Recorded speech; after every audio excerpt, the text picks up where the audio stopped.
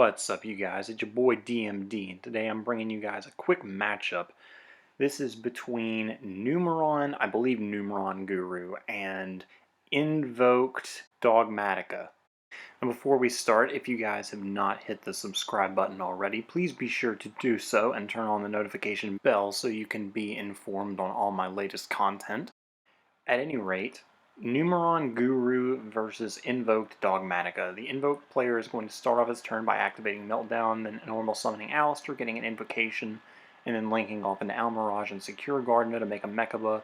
He's going to summon Ecclesia. Ecclesia is going to get met by Ash Blossom and Joyous Spring. I feel like you probably should have used the Ash earlier in the turn. I probably would have Ashed the Alistair, because like that stops you from putting a negate on your side of the board, but I guess it's fine either way. He sets the Shadal trap to let him fuse on its opponent's turn, then passes. His opponent opens with a Pot of Extravagance.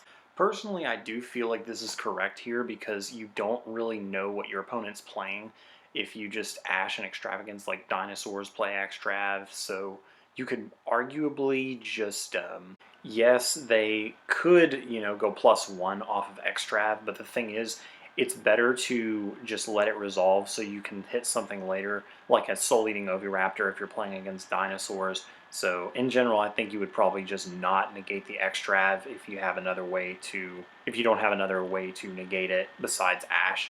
At any rate, he activates Hidden City and searches a Guru, and then Guru gets negated by Mechaba when it attempts to activate its effect. So we're already like Chainlink 3 here.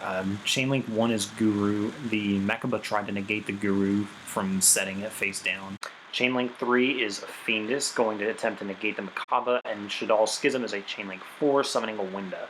Although I don't know how smart Winda is to summon at this point, because like, it doesn't really accomplish much. He's playing against Guru control. When does that deck special summon? So essentially what he then does, the Guru player, he attempts to run over Ecclesia and set 2 cards to end his turn. After the passing of the turn, the Invoked Dragma player is going to activate a Terraforming to get a Magical Meltdown, activating the Magical Meltdown, searching an Alistair, normal summoning the Alistair, which gets by a Solemn Judgment. This puts the Subterra Guru player down on life, and as you can see through that judgment, I'm not sure how smart that was, because his there can be only one gets flipped. The Invoked player chains Cosmic Cyclone, and the Guru player chains the Judgment, but at the end of the day, he doesn't have enough life to protect himself from getting OTK'd, so he just scoops it up.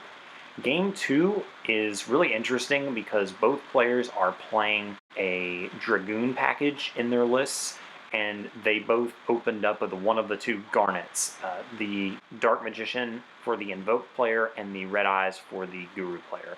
So that was kind of interesting when I noticed that. But at any rate, let's get on into it. Guru player just setting 2 and passing. The Invoked player draws the Red Eyes for turn, which is a massive brick at this point. He activates Alistair to try to search an invocation, but it gets negated by Ash. He then links into Almirage and then Secure Gardna and passes turn. Guru player draws Gamma off the top. He will activate Guru and get Ash for his trouble, then go into battle phase and walk over the Secure Gardna.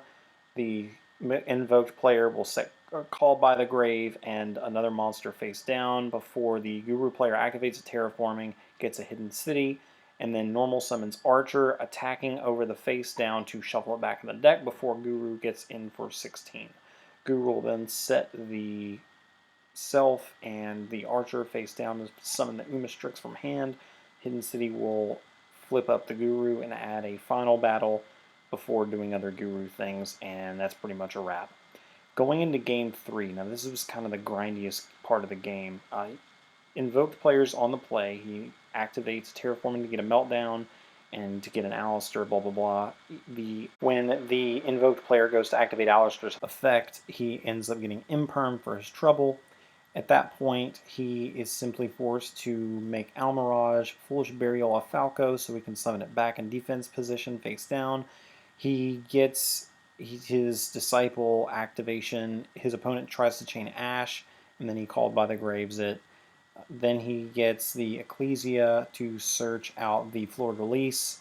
At the end phase, he will summon another Dragma from deck off the fusion. The Guru player starts a turn by activating Hidden City and then getting Guru and summoning the Guru before Floored Release comes out and negates the Guru. And then as he goes into battle phase, the Invoked player will protect the Maximus with Almirage. And from here, the Invoked player is just going to make the Dragoon and then start popping a bunch of cards with Dragoon and Inst.